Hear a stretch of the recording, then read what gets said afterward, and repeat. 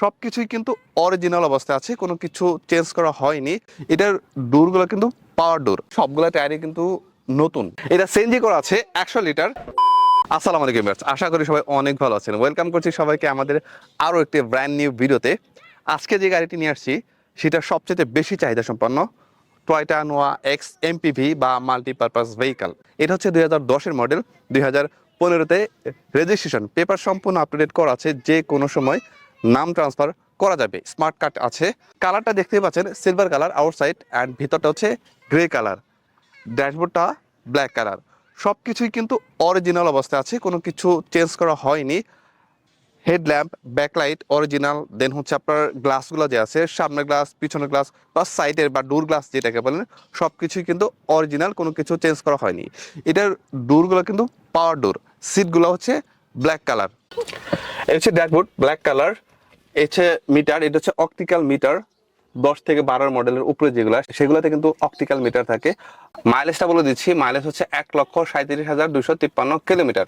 So mileage আসলে বেশি না, কারণ নোয়া গাড়ি ম্যাক্সিমাম হচ্ছে বিভিন্ন কোম্পানিতে চলে, প্লাস হচ্ছে রেন্টে কারে চলে।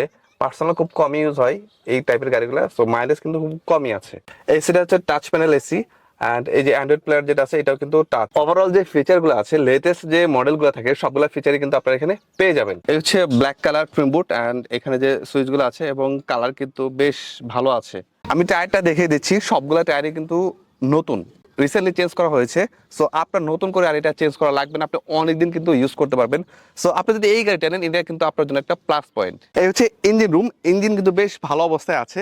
আর এই হচ্ছে মার্সেল, মার্সেল কিন্তু একদম সোজা। এটা আমি বুঝাতে চাচ্ছি যে আসলে অ্যাক্সিডেন্ট হয়নি, অ্যাক্সিডেন্ট হলে কিন্তু বাঁকা তেরা থাকে। সো ওভারঅল আসলেই বেশ ভালো অবস্থায় আছে। আর আপনারা যদি আসেন, আমার কথার সাথে আই থিঙ্ক 100% মিল পাবেন। আমরা এখন পিছন সাইডে চলে যাই। এটা সিএনজি করা আছে 100 লিটার। নর্মালি কিন্তু অন্যান্য নোয়া গাড়িতে 90 লিটার থাকে, এটা একটা প্লাস পয়েন্ট, 10 লিটার আপনারা বেশি পাবেন। সো ওভারঅল মোটামুটি একটা ভালো আইডিয়া দেওয়ার চেষ্টা করছি এই গাড়ি সম্পর্কে। আপনাদের যদি আরো কোনো কিছু জানার ইচ্ছা থাকে আমাদেরকে ইনবক্স করতে পারেন অথবা আমাদের নাম্বারে কল করতে পারেন।